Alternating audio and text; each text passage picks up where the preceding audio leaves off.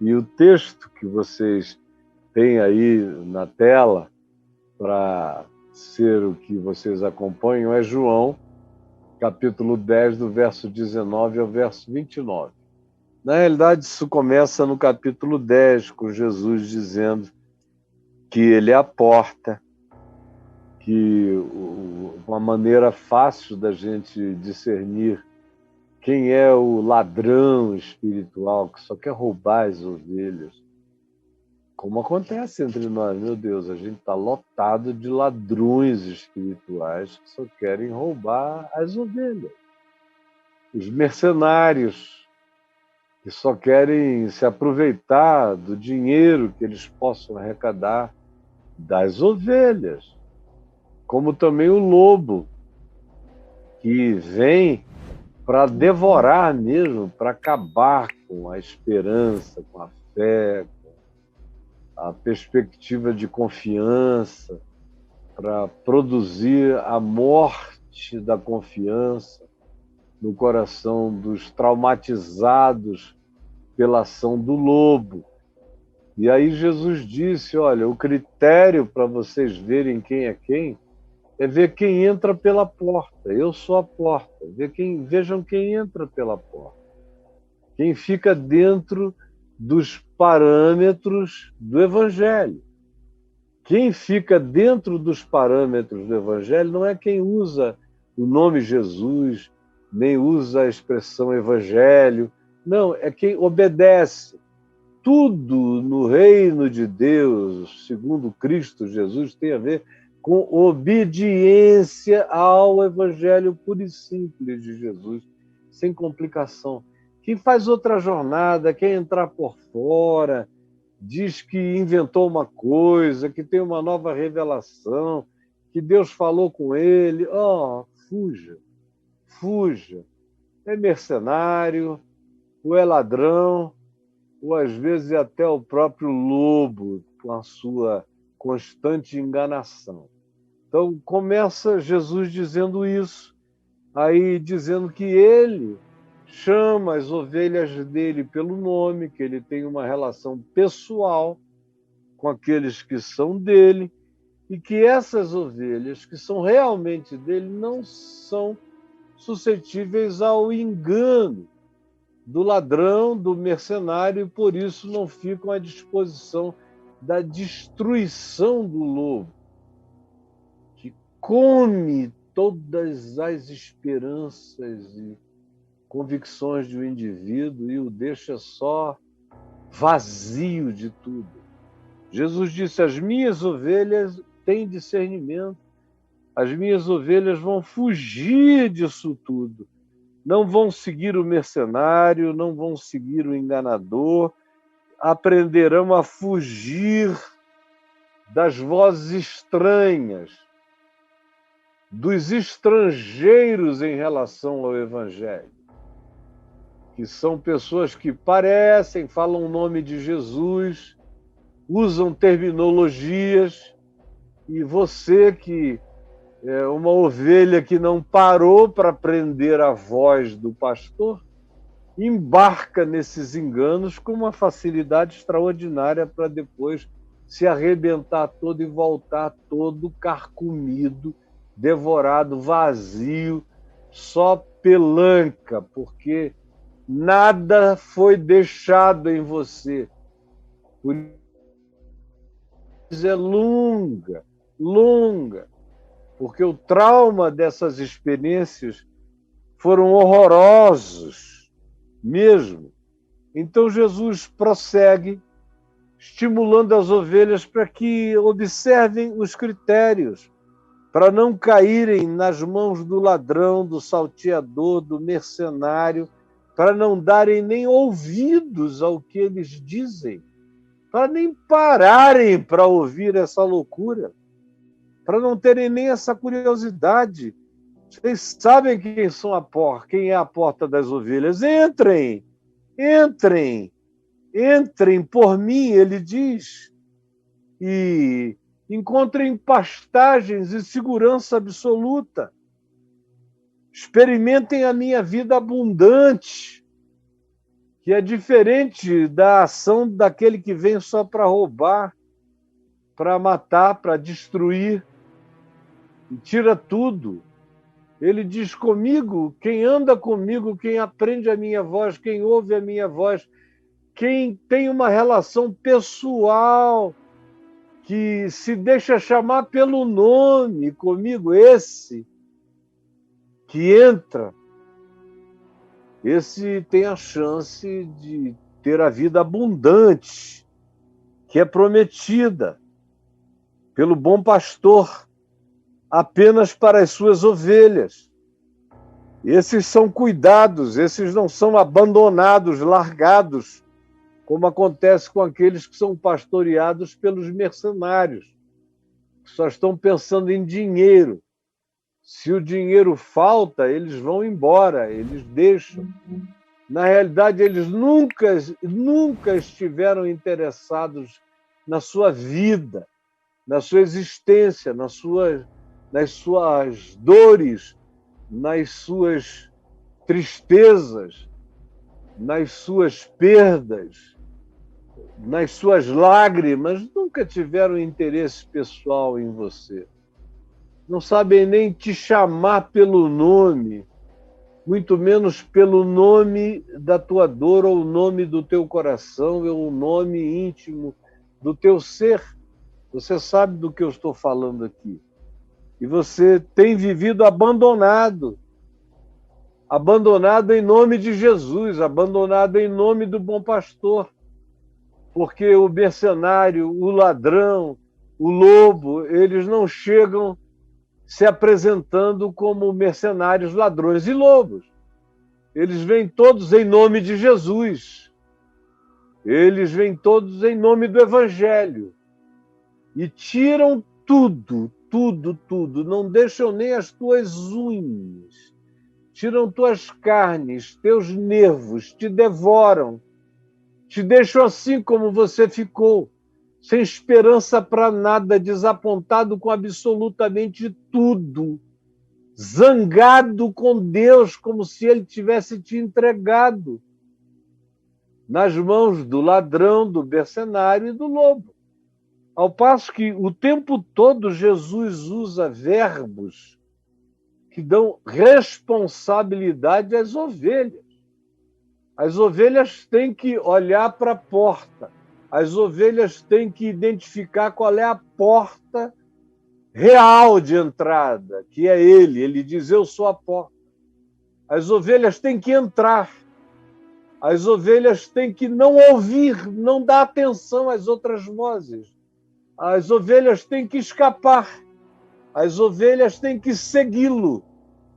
As ovelhas têm que se deixarem chamar pelo nome e têm que obedecer à convocação dessa pessoalidade de vínculo.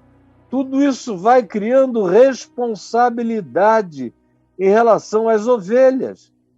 Tem um lado dessa história toda que é pertinente às ovelhas. Quando Jesus diz, mas as minhas ovelhas não lhes darão ouvido. As minhas ovelhas não lhes darão ouvidos, não os seguirão, porque elas me conhecem a mim, elas sabem a diferença entre o que eu sou, o que eu ensino, o meu caráter, a minha boa nova, a minha libertação e as outras vozes, e o que elas dizem.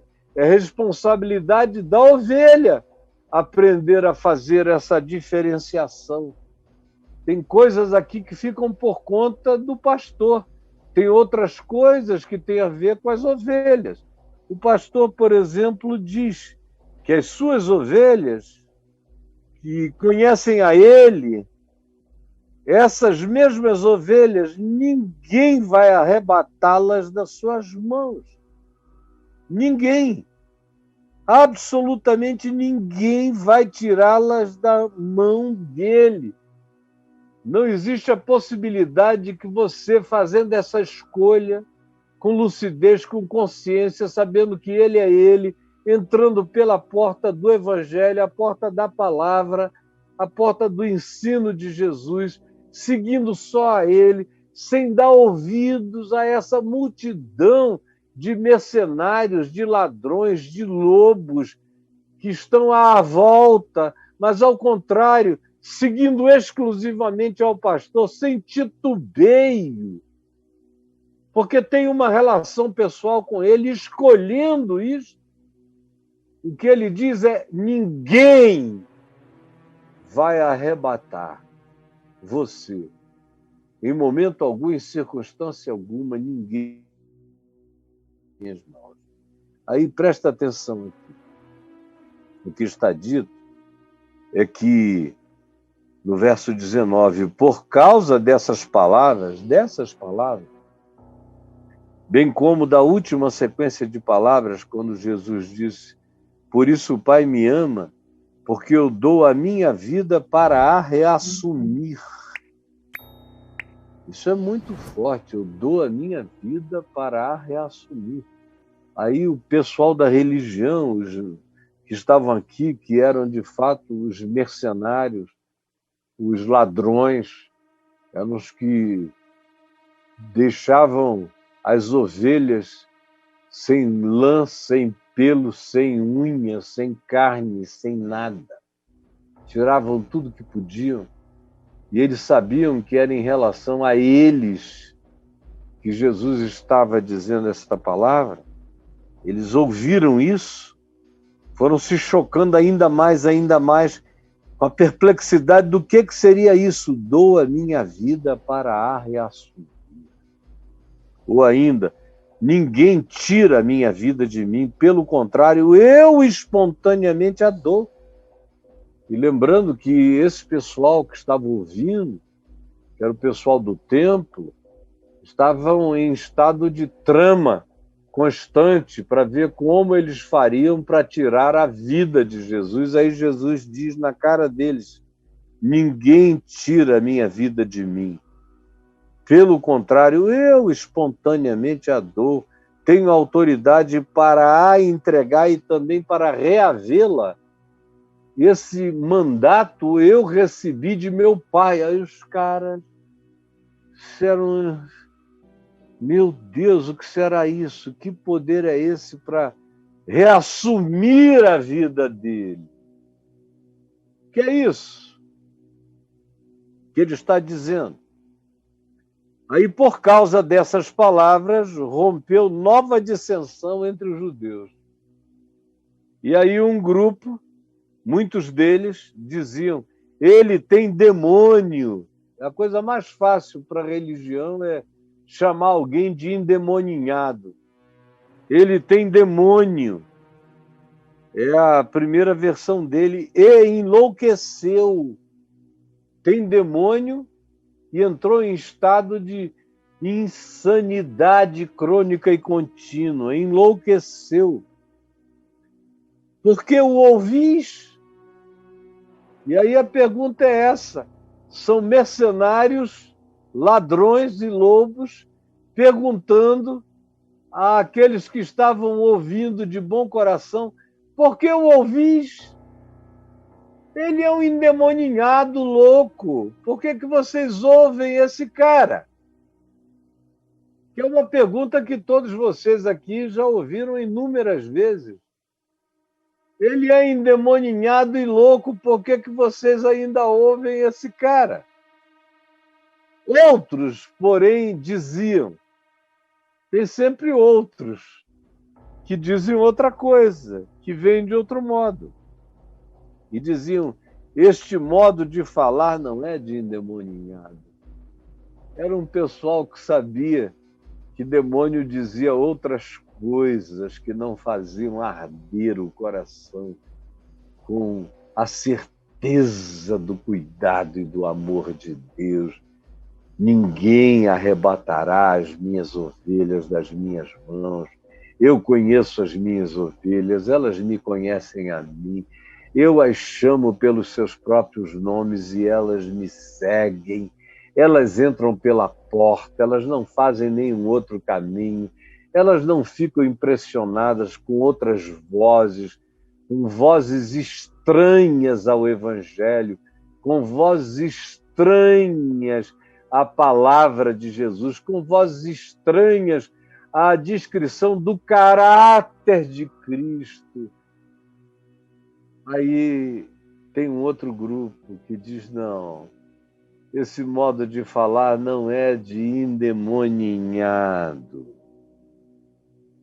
Porventura um demônio pode abrir os olhos aos cegos? Um demônio ilumina, o demônio faz ver melhor, o demônio traz a segurança que Jesus dá, o demônio oferece a vida abundante que ele oferece. Não, esse modo de falar não é de endemoninhado. E, porventura, endemoninhados e demônios têm interesse em fazer alguém ver melhor. Ao contrário, eles querem fazer todo mundo deixar de ver, de enxergar, não olhar mais na direção da porta, não reconhecer o porteiro que diz entra, nem conhecer o pastor que chama pelos próprios nomes as suas próprias ovelhas. Esse modo de falar não é de endemoninhado. E pode, porventura, um demônio abrir os olhos aos cegos? É uma alusão ao que tinha acontecido aqui na descrição do capítulo 9, com o cego de nascença. Esse pessoal todo tinha visto aquilo. Alguns tinham ficado com raiva, querendo matá-lo, porque não podiam negar o poder e a graça com a qual ele praticava tudo. E havia uma outra multidão do povo que estava juntando coisa com coisa.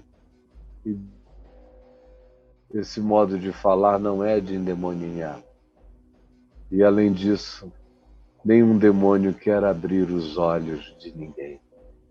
Eles querem manter os olhos fechados e a pessoa caminhando nas trevas e em estado de dependência e sob controle. Então, o que se segue dizendo, na sequência dessas ocorrências, é que se estava celebrando em Jerusalém a festa da dedicação. E era inverno. No inverno, em Jerusalém, faz muito frio. Muito frio. Frequentemente neva. E aqui não se diz qual era a condição do frio, mas se faz questão de afirmar-se que se tratava do inverno. Portanto, era algo que se fazia com um cobertor a mais sobre o corpo, porque o vento que sopra na esplanada do templo em Jerusalém é um vento gelado. E Jerusalém é alta, 800 metros acima do nível do mar. Então, o vento que sopra lá, em qualquer época, é forte, no inverno é absolutamente frio. Então, Jesus passeava no templo. Jesus não frequentava o templo. Ele, quando está lá, ele passeia, olha para lá, olha para cá, vê o pessoal, olha onde os grupos estão, qual é a onda dos religiosos, o que está rolando, o que os rabis estão ensinando para grupos pequenos reunidos em torno dele. Ele está passeando no templo, tranquilo. Não está procurando absolutamente nada. É uma manhã que ele acordou, estava fria no inverno, foi ao templo e começou a passear, sem chamar ninguém, sem falar nada, nem para os seus discípulos imediatos, que estavam sempre nas proximidades dele, não. Apenas passeava no templo, no chamado Pórtico de Salomão, que era uma das entradas principais. Então, rodearam-no os judeus, e quando diz os judeus, está falando do pessoal vinculado à religião, e que viviam no templo. Eles vieram e o rodearam fizeram um anel em volta dele e o interpelaram. E olha só a interpelação. Até quando nos deixarás a mente em suspenso? Porque eles dizem, que negócio é esse, cara? Eu dou a minha vida para a reassumir, ninguém a tira de mim, pelo contrário, eu espontaneamente a dou, tenho autoridade para a entregar e também para reavê-la. E eles estavam pretendendo matar Jesus. Aí olharam para isso e disseram, que negócio é esse? Até quando tu deixarás as nossas mentes em suspenso? O que é isso que tu estás falando? Que tu estás ensinando? Se tu és o Cristo, dize-o francamente, o que é isso? E a religião entra em crise quando o evangelho é pregado e os discípulos entendem a linguagem de Jesus e as suas metáforas. Mas quem está com o coração bloqueado não entende nada. Parece que são pessoas que ficaram absolutamente obturadas em toda a sua cognitividade, não conseguem perceber o óbvio. Os simples entendem, mas os eruditos, os acadêmicos, os religiosos, os fanáticos especialmente não entendem nada. E aí, até quando nos deixarás a mente em suspenso? Se tu és o Cristo, dize-nos francamente. Mostra a tua carteira de identidade de Cristo. Essa carteirinha da ordem dos pastores com carimbo. Este é Jesus o Cristo. E tem autorização nossa para andar por aí. Era isso que eles queriam. Um Cristo que se submetesse a eles, que achasse que eles e as autoridades do templo eram o máximo. E Jesus nunca os procurou, nunca os indagou, nunca se interessou pelo que diziam ou pensavam, nunca. Jesus estava ali falando com gente, com povo, não com essas pessoas que se colocavam acima da categoria de gente. Esses donos da verdade, esses semideuses da religião, Jesus nunca os procurou, sempre viveu na marginalidade, cresceu em Nazaré, botou sua base em Cafarnaum, no meio dos gentios, dos angustiados, dos oprimidos, dos aflitos, dos perdidos, dos culpados. É aí que ele fica o tempo todo, e quando ele vem para Jerusalém, ele é uma perturbação o tempo todo, porque se ele cura, isso é uma angústia para os religiosos. Se ele diz uma palavra sobre iluminação espiritual, essa é uma perturbação para os religiosos. Se ele convida a andarem com ele, porque ele é o bom pastor, quem quiser ser dele, entrar pela porta que é ele mesmo e obedecerem ao Evangelho e a saberem que nada nem ninguém os arrebatará da sua mão e que ele tem o poder de fazer isso porque ele tem o poder de dar a vida e depois chamá-la de volta para si mesmo. Esse é o poder da ressurreição. Aí eles vêm e dizem, fala francamente. Aí Jesus lhes responde, já vou-lo disse, mas não credes. Já disse, mas não credes. Vocês não creem na minha palavra. Então não adianta. Vocês querem que uma outra repetição? Querem que eu mostre um sinal escrito o quê? Filho de Yahvé embaixo da minha axila esquerda? O que vocês querem?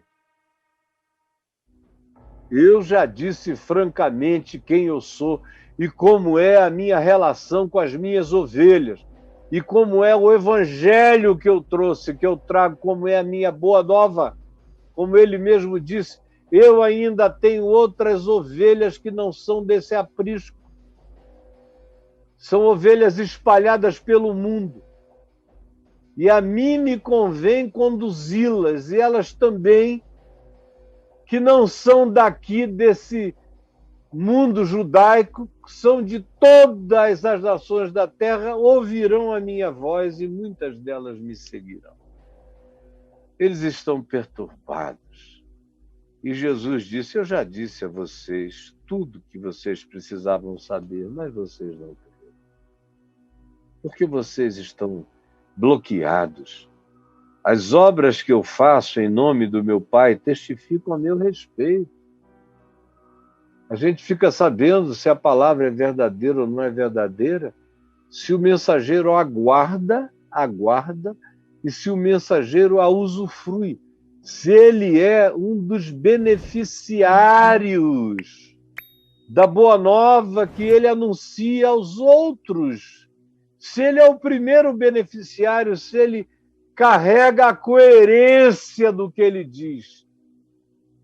São as minhas obras, que Jesus diz, que dão testemunho de mim. Assim como na vida do discípulo, são as obras de obediência ao Evangelho e de experiência no Evangelho que dão testemunho dele. Ele continua e diz, mas vós não credes, porque não sois das minhas ovelhas. Essa é uma coisa que precisa ser dita com toda clareza. Aqui mesmo no capítulo 8, Jesus disse, vocês não me entendem porque vocês não compreendem a minha linguagem. Ele disse que tem um nível de percepção cognitiva que só tem aqueles que são suas ovelhas.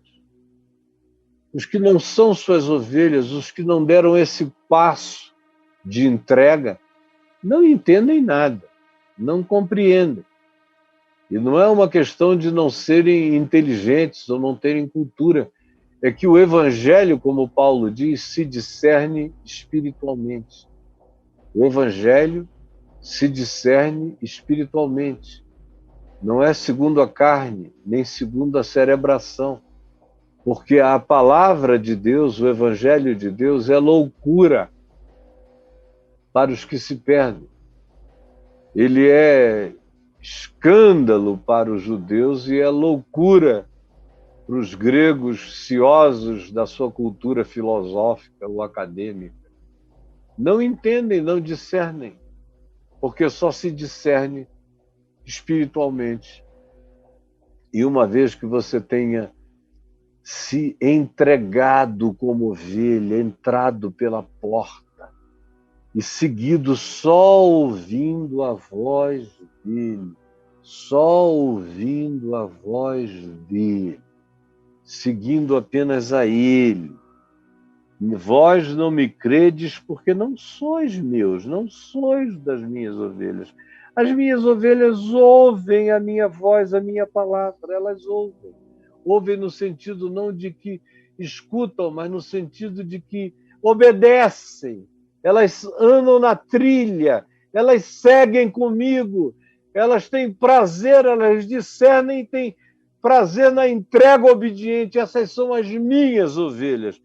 Mas vocês não podem entender, porque para entender é preciso se entregar e seguir. As minhas ovelhas ouvem a minha voz. E eu as conheço, e elas me seguem. E eu lhes dou a vida eterna. Quem faz parte desse rebanho pode viver com a segurança absoluta de que recebeu a vida eterna. Quem faz parte desse rebanho pode viver com a segurança absoluta de que recebeu a vida eterna. Eu lhes dou a vida eterna. E quem é ovelha tem certeza que recebeu. Quem é ovelha pratica essa palavra de dimensão eterna, plantada no coração. Quem ouve essa palavra e segue, segue carregado de vida eterna. Segue vida eterna, segue sem medo. Porque tá, como eu disse ontem à noite lá no curso sobre o medo, segue sem medo porque existe uma dimensão, um centro de eternidade, um centro de pacificação absoluta no coração. Isso acontece, diz ele, com as minhas ovelhas, eu lhes dou a vida eterna, jamais perecerão e ninguém as arrebatará da minha mão, jamais perecerão eternamente. As minhas ovelhas jamais experimentarão perdição eterna. As minhas ovelhas jamais experimentarão perdição, muito menos eterna. Jamais. E ninguém as arrebatará da minha mão. Cara, quando você crê nisso, é uma segurança brutal, né? Pode vir o diabo. E aí, quando o diabo vê que você crê mesmo, ele não vem, né? Ele para de vir. Ele para de falar, ele não tem mais assunto com você. Vai ficando cada vez mais sem assunto. No máximo, ele fica procurando ocasião própria. Mas eu tenho que abrir portas para ele identificar as ocasiões próprias. Do contrário, nem ele vem mais. Ele diz, bom, perdi essa parada. Porque ele sabe que quando você de fato confia e se entrega e não duvida e não fica procurando outras vozes, nunca mais nada vai arrebatar você dessa mão que diz, essa ovelha é minha. E aí quem é que ousará me tirar dessas mãos? Como Paulo disse, quem é que nos separará do amor de Cristo? As minhas ovelhas, ninguém as arrebatará da minha mão. E até o diabo para de ficar falando, porque ele sabe que a voz dele não será nem processada no coração daqueles que estão tomados pela voz única do bom pastor, que nos guarda e que nos garante segurança absoluta, que ninguém nem nada pode nos arrebatar dessas mãos maravilhosas. Ninguém. Porque aquilo que meu pai me deu é maior do que tudo. E são as ovelhas que o pai deu a ele. Ele disse, estão em prioridade absoluta. Cuidar delas é prioridade absoluta. Dar a vida por elas é prioridade absoluta. Ressuscitar, reaver a minha vida para cuidar delas e garantir de que ninguém as arrebatará da minha mão é minha prioridade absoluta de Jesus, dando garantia incomparável para quem quiser aprender a se jogar e a descansar, e a se abandonar, e a parar de ficar querendo se autoproteger, se autodefender. Minha melhor defesa é meu descanso, é minha entrega, é minha certeza em fé, é minha convicção de que nada, nem ninguém, nem poder algum pode me arrebatar dessas mãos. Que diz, o que o Pai me deu é maior do que tudo. É maravilhoso. O que o Pai me deu é maior do que tudo. E da mão do Pai ninguém pode arrebatar nada, de modo que ele equivaleu a mão dele, o cuidado dele pelas ovelhas, ao mesmo poder que o Pai tem de guardar aquilo que é dele e que ninguém arrebata. E os judeus ouviram isso e ficaram com ódio. Ele está se comparando a Deus. Ele está dizendo que nele existe uma segurança equivalente à segurança que têm aqueles que creem em Deus. Ele está dizendo que crer nele é o equivalente, porque ele e o Pai são um. Eu e o Pai somos um. Meu cuidado é igual ao cuidado do meu Pai, o cuidado do meu Pai é equivalente ao meu cuidado. Eu e ele não fazemos distinção de nada. Nós estamos operando numa sintonia eterna que eu manifesto o amor do meu Pai, o cuidado do meu Pai, o poder do meu Pai. O pastoreio do meu Pai é feito através do meu amor e das garantias que eu dou. Aleluia! Aleluia! Corações ao alto! Louvado seja Deus! Quem me dera vocês todos crescem nisso hoje, aqui e agora, porque se isso acontecesse, a segurança que se instalaria no coração pela fé seria solucionadora de tudo que vocês carregam como fruto do medo, da dúvida, da angústia e de qualquer coisa que se relacione à relatividade que ainda habita o coração de muitos que não tomaram posse dessa certeza total de que eu estou guardado numa dimensão em que não há diabo, nem demônio, nem coisas do presente, nem do porvir, nem altura, nem profundidade, nem qualquer criatura que apareça. Nada pode me arrebatar da mão dele. Aleluia. Eu tenho vivido com essa segurança e é ela que tem me dado saúde mental até o dia de hoje.